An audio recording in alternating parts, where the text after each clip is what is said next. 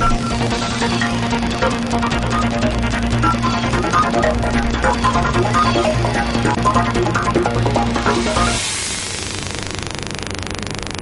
اللہ الرحمن الرحیم. السلام علیکم ناظرین.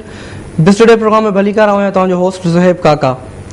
ناظرین کچھ امپورٹنٹ ایشوز جیسا ڈسکس کناسیں اج کے حوالے سے بھی آئیں ان کا کل کے حوالے سے بھی آئیں. کل جو نیوز آئی ہوئی تو IMF جو ہیڈ جو چینج تھی کرے فرانس کی فائنانس منسٹر جو لیڈی ہے کرسٹین لگارڈے ان کے IMF جو ہیڈ کیا ہوا. ان کے پویاں کہڑی وجوہات تھی سکن تھیں. آیا 5 ایئرس جو ٹینیور ہوں یا نہ یا ان جو کہڑو سسٹم ہوں ان کے چینج کرنے ان اج ایک نو بیان آयो ہے امریکہ کے صدر براک اوباما کی طرف کا تو امریکہ جو ڈیٹ کرائسس میں تمام مشکل سے نکل سکندو یا ان کے کافی ساری مشکلات درپیش ہیں جن کے ان میں گھٹ نکلی سکے تو ان ان میں ٹائم لگندو تھوڑو. وری جگہ اصا بھی اجو کی بریکنگ نیوز کھڑوں تو وہ ہے گریک کے اندر یورپین یونین میں جو ڈیٹ کرائسس جو مسئلہ آیا ان کافی سارا پرابلمس پیدا تھے. ان سبھی کرنٹ ایشوز سے ॻाल्हाइण اسٹوڈیو میں دعوت نہیں ہے ڈاکٹر ایوب ماہر صاحب کے جو سینئر معاشی ماہر اور سینئر تجزیہ نگار. السلام علیکم ڈاکٹر صاحب. ڈاکٹر صاحب جیسا کہ پہلے تو ہم ڈسکس کریں گے کل کے ایشو کو جو اس کا ایشو IMF کے ہیڈ کو چینج کیا گیا ہے. اب وہ لیڈی آئی ہیں جو کہ پہلے فائنانس منسٹر رہ چکی ہیں فرانس کی. اب اس کے پہلے تو ان کا میکینزم کیا ہوتا ہے IMF کا, ان کا جب ہیڈ چینج ہوتا ہے تو کیا ان کا کوئی ٹینیور ہوتا ہے, ان کے پیچھے کیا سسٹم ہوتا ہے, پہلے تو مجھے آپ یہ بتاتے چلیں. IMF جو ہے دیکھیں ایک تو جو ورلڈ کے 2 بریٹن ووڈ سسٹم کے تحت جو ادارے بنے تھے اس میں ایک ورلڈ بینک ہے اور ایک IMF ہے. صحیح. IMF جو ہے وہ بیسیکلی اس کا جو مین فنکشن ہے وہ جو ممبر کنٹریز ہیں اس کی آلموسٹ تمام کنٹریز اس کی ممبر ہیں, ان کے جو ٹریڈ میں اگر ڈیفیسٹ جا رہا ہے اور ان کو اس ڈیفیسٹ کی پیمنٹ میں ان کو پرابلم ہو رہی ہے تو ان کو ایک شارٹ ٹرم فائنانسنگ فیسلٹی, اس کا کور آبجیکٹیو یہ ہے کرنسی کو مینٹین رکھنا, ان کی کرنسی کی شارٹیج نہ ہو, تو اس کے لیے فنڈنگ کرتا ہے, فائنانسنگ کرتا ہے. ایک ہم سسٹر کنسرن اس کو کہتے ہیں ورلڈ بینک کی, اسی کی ایک ادارہ ہے, یہ اس سے ریلیٹڈ ایسوسیٹڈ ہے. لیکن اس کی ایک ہسٹری ہے کہ اس کا جو سربراہ ہوتا ہے, اس کا جو پریزیڈنٹ ہوتا ہے, وہ کہیں ریٹرن میں تو ایسی بات نہیں ہے لیکن ایک میں سمجھ رہا ہوں کہ کسٹم ضرور ہے, ایسا ایک ٹریڈیشن ہے کہ اس کا ہیڈ ہمیشہ یورپین رہا ہے اور جس طرح ورلڈ بینک ہے وہ امریکن رہا ہے. ٹھیک ہے. یہ ایک ان ریٹرن سمجھیں ایک پالیسی جس کو فالو کیا جاتا رہا.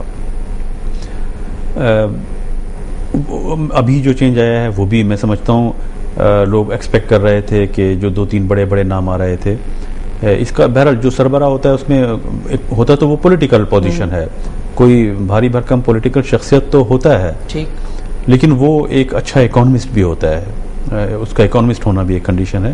جتنے بھی لوگ آئے ہیں وہ اکانومسٹ تھے, مانیٹری اکانومسٹ تھے اور کسی کنٹری میں ان کی پاس پولیٹیکل پوزیشن بھی رہی. اب جب چینج آئی ہے تو اس میں میں نے یہ بیک گراؤنڈ اس لیے بتایا کہ یورپین ایکسپیرینس یہی ہے کہ یورپین ہوتا ہے وہ. صحیح.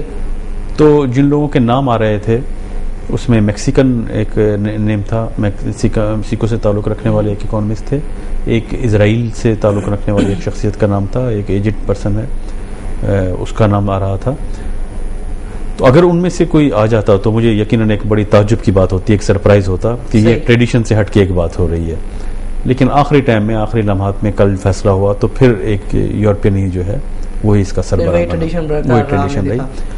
دوسرے اس فیصلے کو ایک اور وجہ سے بھی سپورٹ ملتی ہے کہ جو اس سے پہلے جو IMF کا سربراہ تھا اس کو جو فارغ کیا گیا اس کا ٹینور کمپلیٹ نہیں ہوا تھا, ایسی کوئی بات نہیں تھی. یہی ایک امپورٹنٹ چیز ہے جو کہ یہاں پہ لے کے ساری ہے. جی, وہ ٹینور کمپلیٹ اس نے نہیں کیا تھا, اس پر کچھ کرمنل چارجز تھے, ٹھیک, غیر اخلاقی حرکات میں ملوث ہونے کے, جو اس پر وہ چارجز تھے امریکن سسٹم میں. لیکن اس چارجز کی بنا پر اس کو ہولڈ کرنا امریکہ میں, پھر اس کو IMF سے ریزائن ہونا, یہ تھوڑی سی مبہم سی بات ہے کہ یہ نارملی ایسا نہیں ہوتا. صحیح. اور جو چارجز لگائے گئے ہیں وہ میں سمجھتا ہوں امریکن سوسائٹی میں بہت کامن سی چیز ہے.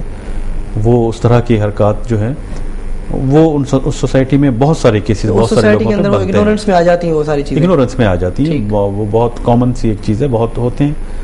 تو اس میں اس کے اوپر وہ چارج لگا کر کے اس کو نہ صرف یہ کہ جہاز سے اتار لیا گیا جب وہ فرانس جا رہا تھا تو اس کو وہاں پہ ہیلڈ کیا گیا, پھر آخر کار اس کو IMF سے فارغ ہونا پڑا. تو اس میں اس کے اگر آپ بیک گراؤنڈ میں دیکھیں تو وہ جو آئی ایم ایف کا سربراہ تھا وہ فرانس میں جو نیکسٹ پریزیڈنشل الیکشن ہونے تھے وہ پریزیڈنٹ کا کینڈیڈیٹ بھی تھا. رائٹ.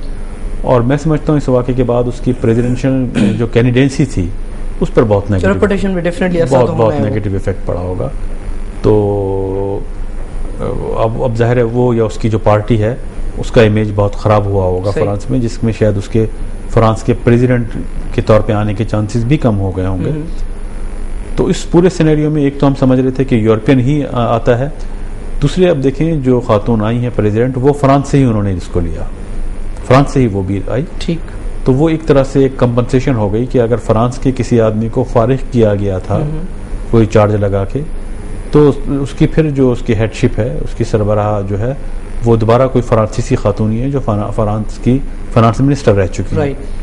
تو وہ ایک طرح کی شخصیت ضرور چینج ہوئی ہے, لیکن پورٹ فولیو وہ ابھی بھی فرانس کے پاس رہا ہے, یورپین یونین کے پاس ہی ابھی وہ پورٹ فولیو یورپ کے پاس ہی ہے. تو اس میں کوئی ہسٹوریکل کوئی کسی قسم کی کوئی چینج نہیں آئی. تو پھر ہم کیا یہاں پہ یہ کہہ سکتے ہیں کہ چلے ٹھیک ہے ہیڈ چینج ہوا ہے وہ بھی فرانس کا ہی, جو لیڈی چینج ہوئی ہے وہ فرانس کی ہی ہے, وہ بھی آلریڈی فرانس کی تھے, تو اس میں ان کے اپنے پولیٹیکل کنسرنس بھی تو ہو سکتے ہیں. دو کہ اب یہ پتہ نہیں ہے کہ آیا جو لیڈی سلیکٹ ہوئی ہیں کرسٹین وہ بھی پولیٹیکلی وہاں پہ کافی ایکٹیو ہیں. یورپین یونین کی حمایت رہی, اس کو جو ووٹس ملے, آئی ایم ایف کے جو ووٹنگ رائٹس ہیں جو اس کے جن لوگوں کا جتنا اس میں شیئرز ہے وہ اسی حساب سے ووٹس ہیں, اس میں یورپین یونین کے سب سے زیادہ ووٹس ہوتے ہیں. صحیح. تو یورپین یونین کے تمام ووٹ اس کو آئے ہیں, اور اس کے علاوہ جو بڑی ایمرجنگ اکانومی ہے جن میں برازیل, چائنا ہے, چائنا اور برازیل کا ووٹ بھی اس خاتون کو کاسٹ ہوا ہے. تو اس حساب سے اس نے صرف نہ یورپین یونین بلکہ چائنا اور برازیل کا بھی اس کو ووٹ ملا ہے ایمرجنگ اکانومیز کا. تو وہ یہ ووٹ لے کر کے آئے ہیں. تو اس میں کوئی ظاہر ہے پولیٹیکل شخصیت تو ہوتی ہے, لیکن اس پولیٹکس میں بھی سینیریو چینج نہیں ہوا. ڈپلومیٹک پولیٹکس ہوتی ہے, ڈپلومیٹک پولیٹکس بالکل ہوتی ہے, اس میں وہ کوئی سینیریو چینج نہیں ہوا. اور اس کی وجہ سے جہاں تک کوئی پالیسی چینج کی بات ہے کہ اس کے بعد پالیسی میں کیا فرق پڑے گا, آئی ایم ایف کے جو پالیسیز ہیں وہ مور اور لیس ڈیفائنڈ ہیں, اسی پیرامیٹرز میں اس کو رہنا ہوتا ہے. کس کمپنی کو کب فنڈنگ کرنی ہے, کب فائنانس کرنا ہے. اس میں جو یورپین یونین کا موقف رہا ہے اس موقف میں کوئی چینج مجھے نہیں نظر آتی, سوائے اس کے کہ کیونکہ یہ کرنسیز کو ڈیل کرنے والا ادارہ ہے, تو یورو زون جو ہے اور یورو کے جو کرائسس ہیں اس میں یہ پورٹ فولیو یورپ کے پاس رہنے میں اس میں ان کا کوئی رول ہو سکتا ہے, وہ اس کو فیور کر سکتی ہیں. نہیں پھر لیکن یہاں پہ ایک بات یہ بھی آ رہی ہے کہ ٹھیک ہے اگر ان کو ہیڈ کیا گیا ہے, ایکسیپٹ بھی انہوں نے کر لیا, پھر ووٹس بھی آپ کہہ رہے ہیں کہ ان کو اچھے خاصے ملے چائنا برازیل اکنامی کی طرف سے.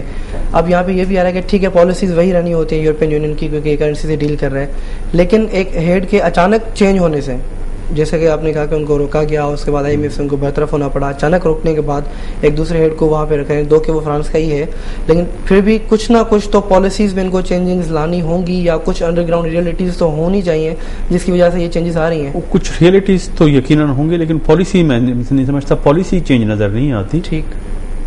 لیکن اس میں یہ ہو سکتا ہے کہ کیونکہ امریکہ کا ووٹ اس کو نہیں ملا, انڈیا کا ووٹ نہیں ملا جتنے والے جو خاتون آئی ہیں, تو ان کنٹریز کی طرف ان کے ٹینٹ نہیں ہوگا, انکلینیشن نہیں ہوگا. وہ ایک ہے, لیکن مور اور لیس ان کا بورڈ ہوتا ہے, ان کو اسی پیرامیٹرز میں کام کرنا ہے, اور کرنسی کے جو کرائسس ہیں بہرحال اس ادارے کا کام ہے اس کو مینیج کرنا. جبکہ خود یورپین کرنسیز جو ہیں وہ اسٹرانگ ہوئی ہیں, یورو اسٹرانگ ہوا ہے, لیکن جو دوسری کرنسیز ہیں وہ بھی آئی ایم ایف کی اس میں آتی ہیں, ان کو سپورٹ کرنا. تو وہ کس طرح سے اس کو سپورٹ. اس میں پاکستان کا کوئی رول رہا؟ پاکستان کا یہ پوزیشن نہیں ہے اس کے پاس. پاکستان کے پاس جو ووٹنگ رائٹ ہے, پاکستان کے پاس بہت ڈیسیمل پارٹ ہے اس کا. صحیح. تو جو میجر رائٹس ہیں, جو میجر اس کے شیئر ہولڈرز ہیں, پاکستان ممبر کنٹری ہے, لیکن پاکستان کے ووٹنگ رائٹس جو ہے وہ نیگلیجیبل ہوتے ہیں. تو اس وجہ سے اس کا پاکستان کا کوئی اس میں خاص رول نہیں تھا اس کی سلیکشن میں.